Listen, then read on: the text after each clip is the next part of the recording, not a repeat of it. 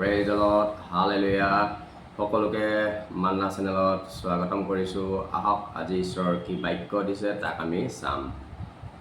গীতমালা ৩৬ অধ্যায় ১৭ পদত কৈছে, ধাৰ্মিকবিলাকে কাটৰুতি কৰিলে জিহুৱাই তাক শুনি তেওঁবিলাকৰ সকলো সংকটৰ পৰা তেওঁবিলাকক উদ্ধাৰ কৰিলে।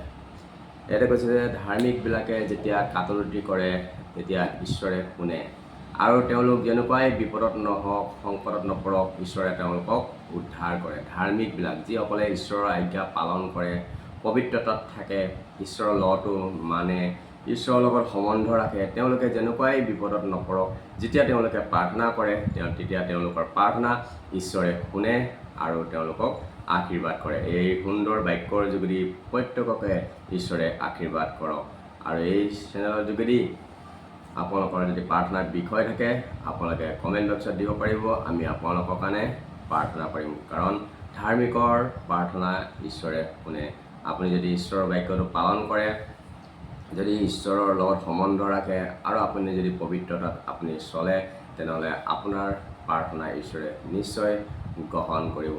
আমি যেতিয়ালৈকে নিজক আমি ঠিক নকৰোঁ, শুদ্ধ নকৰোঁ, পৰিষ্কৃত নকৰোঁ, তেতিয়ালৈকে তেওঁ আমাৰ প্ৰাৰ্থনা শুনিব নোৱাৰে। কাৰণ যীশুৱে কৈছে, মোৰ এনে কাণ কলা নহয় যে মই তোমালোকৰ প্ৰাৰ্থনা শুনিব নোৱাৰোঁ, মোৰ হাত এনে চুটি নহয় যে মই তাৰে তোমালোকক আশীৰ্বাদ দিব নোৱাৰোঁ, কিন্তু তোমালোকৰ অপৰাধ আৰু তোমালোকৰ পাপৰ বাবে মই প্ৰাৰ্থনা নুশুনো বুলি কৈছে। সেইটো কাৰণে আমি যিমান পাৰোঁ নিজক আমি শুচি পবিত্ৰ কৰি ৰাখিবৰ কাৰণে আপুনি চেষ্টা কৰক।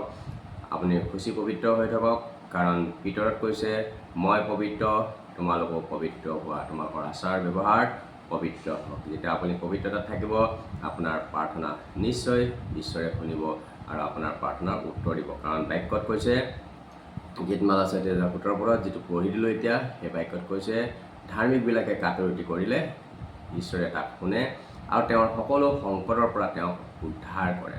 আপুনি যদি সংকটৰ পৰা উদ্ধাৰ হ'বৰ কাৰণে বিচাৰিছে, যদি সমস্যাৰ পৰা উদ্ধাৰ হ'বৰ কাৰণে বিচাৰিছে, তেনেহ'লে ঈশ্বৰৰ লগত সম্বন্ধ ৰাখক।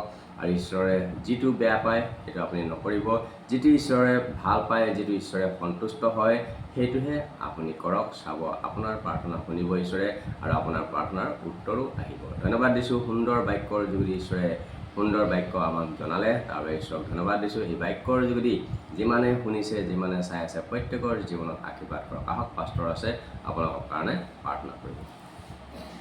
মান্না চেনেলৰ সকলোকে মই স্বাগতম জনাইছোঁ। মোৰ প্ৰিয় ভাই ভনীবিলাক, পুনৰাই আপোনালোকৰ মাজলৈ মই প্ৰাৰ্থনা নিমিত্তে আহিছোঁ। আহক, যদি মই প্ৰাৰ্থনা কৰিম, আপোনালোকে যদি বিশ্বাসেৰে গ্ৰহণ কৰে, তেনেহ'লে আপোনালোকৰ জীৱনত ঈশ্বৰে আশীৰ্বাদ কৰিব। ধন্যবাদ পিতা পৰমেশ্বৰ খুদাবন। মই আপোনালোক যিসকল পৰিয়ালে আজি এই অনুষ্ঠানটো উপভোগ কৰি আছে, প্ৰভু, আপোনাক মই নিবেদন জনাইছোঁ প্ৰভু, তেওঁলোকৰ জীৱনত দুখ, কষ্ট, সমস্যা, বেমাৰ আজাৰবোৰ আছে প্ৰভু, আপুনি তেওঁলোকক আশীৰ্বাদ কৰক। আপোনাৰ নামেৰে মই ব্লেজ কৰি দিছোঁ। মই নাজানো তেওঁলোকৰ জীৱনত কি দুখ, কষ্ট, সমস্যাবোৰ আছে প্ৰভু, সেই বিষয়সমূহ তোমাৰ হাতত সমৰ্পণ কৰিছোঁ, কিয়নো আপুনি অন্তৰ্যামী ঈশ্বৰ হয় প্ৰভু।